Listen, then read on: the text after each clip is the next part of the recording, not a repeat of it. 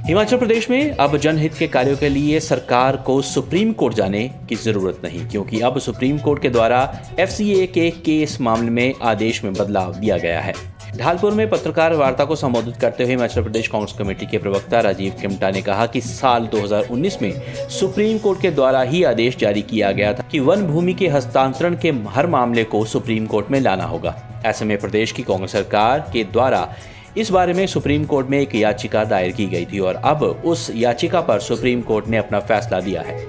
प्रदेश कांग्रेस प्रवक्ता राजीव ने कहा कि सुप्रीम कोर्ट के आदेशों के अनुसार अगर सरकार को अस्पताल, आंगनवाड़ी, स्कूल, सड़क बनानी हो तो उसके लिए अब सुप्रीम कोर्ट आने की आवश्यकता नहीं है और सरकार अपने स्तर पर इस भूमि पर विकास कार्य अंजाम दे सकती है।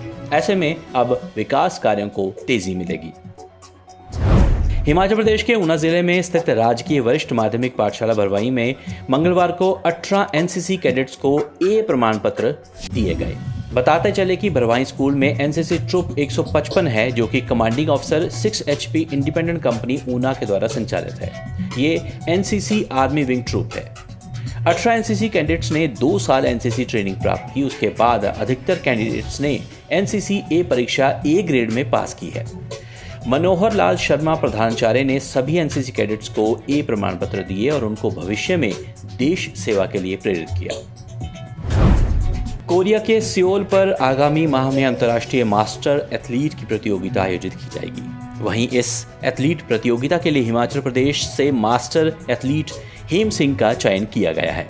मास्टर एथलीट हेम सिंह ने राष्ट्रीय स्तर की प्रतियोगिता में भी जैवलिन थ्रो में ब्रॉन्ज मेडल हासिल किया है। वहीं अब हेम सिंह अंतर्राष्ट्रीय स्तर की प्रतियोगिता में भी javelin throw, shot put, discus throw में भाग लेंगे। उन्होंने कहा कि वह 1 साल पहले ही SSB से सेवानिवृत्त हुए हैं और उसके बाद वे एथलीट प्रतियोगिता में अपना प्रदर्शन दिखा रहे हैं। हेम सिंह ने बताया कि अब अंतर्राष्ट्रीय प्रतियोगिता के लिए वे अपनी तैयारी कर रहे हैं और उन्होंने उम्मीद जताई कि अंतर्राष्ट्रीय स्तर की प्रतियोगिता में भी वे मेडल जीतकर भारत और हिमाचल प्रदेश का नाम रोशन करेंगे। केंद्र व प्रदेश सरकार महिलाओं के उत्थान के लिए कई योजनाएं चला रही हैं, लेकिन ये योजनाएं जानकारी के अभाव के कारण महिलाओं तक नहीं पहुंच पाती। इन योजनाओं की जानकारी के लिए PIB ने शिमला के बचत भवन में एक सेमिनार करवाया, जिसमें केंद्र व प्रदेश सरकार के द्वारा चलाई जा रही योजनाओं की जानकारी दी गई ताकि ये जानकारी मीडिया के माध्यम से ग्रास रूट तक पहुंच सके। SP SDRF इल्मा अफरोज कार्यक्रम में मुख्य अतिथि के रूप में शामिल हुई। जिला कुल्लू मेधावी छात्रों को छात्रवृत्ति प्रदान की जाएगी और लाड़ा के माध्यम से इसका प्रावधान किया जाएगा। ये बात ढालपुर के देव सदन में लाड़ा की बैठक को संबोधित करते हुए CPS सुंदर ठाकुर ने कही। कुल्लू के देव सदन में स्थानीय क्षेत्र विकास प्राधिकरण कमेटी की बैठक का आयोजन किया गया, जिसकी अध्यक्षता मुख्य संसदीय सचिव सुंदर सिंह ठाकुर ने की। उन्होंने जानकारी देते हुए कहा कि NHPC की पार्वती जल विद्युत परियोजना द्वितीय चरण की ओर से 50 करोड़ का अंशदान किया गया है। उन्होंने कहा कि इससे पहले भी इस परियोजना से प्रभावित क्षेत्रों में विकास कार्य के लिए अंशदान किया गया है। उन्होंने कहा कि इस राशि का उपयोग परियोजना से प्रभावित क्षेत्र के विकास के लिए किया जाएगा। हिमाचल प्रदेश की सुखविंदर सिंह सरकार ने हमीरपुर कर्मचारी चयन आयोग के निलंबन के करीब 2 माह बाद आज भंग कर दिया। हमीरपुर कर्मचारी चयन आयोग की सभी तरह की भर्ती प्रक्रिया अब हिमाचल प्रदेश लोक सेवा आयोग शिमला देखेगा। हमीरपुर कर्मचारी चयन आयोग में JOA-IT पेपर लीक के बाद ये फैसला लिया गया है।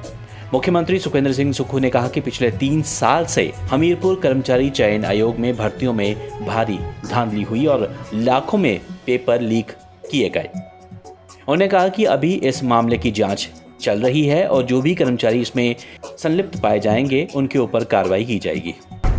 सीमेंट फैक्ट्री बरमाणा दादला घाट एवं ट्रक यूनियन बरमाणा दादला के बीच उपजे किराए को लेकर विवाद को CM की मध्यस्थता से सुलझाने के लिए इंटेक प्रदेश अध्यक्ष महिमन चंद शर्मा ने मुख्यमंत्री सुखविंदर सिंह सुक्खू का हार्दिक आभार व्यक्त किया है। उन्होंने कहा कि ये कामगारों, ट्रांसपोर्टरों, मजदूरों के हक में लिया गया बेहतरीन फैसला है। उन्होंने कहा कि प्रदेश की कांग्रेस सरकार सुखविंदर सिंह सुक्खू जी की अध्यक्षता में प्रत्येक वर्ग के उत्थान का कार्य कर रही है। उन्होंने इसके लिए प्रदेश सरकार के मुखिया सुखविंदर सिंह सुक्खू और उनकी टीम का हार्दिक धन्यवाद दिया। उन्होंने धरने पर बैठे इंटक के कार्यकर्ताओं, पदाधिकारियों का भी आभार व्यक्त किया। जम्मू कश्मीर और हिमाचल को आपस में जोड़ने वाले शकुंतला दर्रे पर अब जल्द ही टनल का निर्माण किया जाएगा। रक्षा मंत्रालय के द्वारा इस टनल निर्माण को मंजूरी दे दी गई है और ये टनल दुनिया की सबसे ऊंची टनल में शुमार होगी। ढालपुर में पत्रकारों को संबोधित करते हुए सेवानिवृत्त ब्रिगेडियर खुशहाल सिंह ठाकुर का कहना है कि इस टनल का निर्माण 16,000 फीट की ऊंचाई पर होगा और टनल के बनने से पाकिस्तान व चीन की सीमा पर सेना जल्द पहुंचेगी। उन्होंने कहा कि टनल बनने के बाद 24 घंटे यहां वाहनों की आवाजाही शुरू रहेगी। 4 किलोमीटर लंबी बनने वाले इस टनल पर 1700 करोड़ रुपए की राशि खर्च की जाएगी। मुख्यमंत्री सुखविंदर सिंह सुक्खू की अध्यक्षता में आयोजित बैठक में सीमेंट कंपनी प्रबंधन व ट्रक ऑपरेटर यूनियन के बीच किराए पर बनी सहमति बनने पर करीब 68 दिनों के बाद बिलासपुर का बरमाणा सीमेंट प्लांट खुल गया है। नई दरें निर्धारित होने के साथ ही सीमेंट प्लांट कंपनी प्रबंधन व ट्रक ऑपरेटरों के बीच चला लंबे समय से ये विवाद थम गया है और आज सीमेंट प्लांट भी खुल गए। वहीं BDTS बरमाणा के प्रतिनिधियों व सीमेंट कंपनी प्रबंधन के बीच किराए की नई दरों पर जल्द ही MOU साइन किया जाएगा। ट्रक ऑपरेटर्स का कहना है कि सरकार की मध्यस्थता के बाद सीमेंट प्लांट खुलने से ट्रक ऑपरेटर, चालक, इससे जुड़े दुकानदारों व ढाबा संचालकों की माली स्थिति एक बार फिर सुधरेगी और जीवन पटरी पर आएगा। लाहौल घाटी में फिर से बर्फबारी शुरू हो गई है। मौसम विभाग के द्वारा प्रदेश के ऊंचाई वाले इलाकों में मौसम खराब होने की चेतावनी जारी की गई है। बीते दिन ही यहां पर BRO ने दारचा और मनाली का सड़क मार्ग बहाल किया था और बर्फ का मजा लेने के लिए पर्यटक एक बार फिर अटल टनल पहुंचे थे। ऐसे में अब एक बार फिर से घाटी में मौसम खराब हो गया है, जिसके चलते हिमस्खलन होने की संभावना बनी हुई है। उधर राजधानी शिमला में मौसम ने करवट ली। बारिश के साथ साथ ओलावृष्टि हुई है। मौसम विभाग ने भी बारिश होने का अनुमान पहले ही दे दिया था। अब गर्मी से तड़पते पहाड़ों को थोड़ी राहत मिलेगी।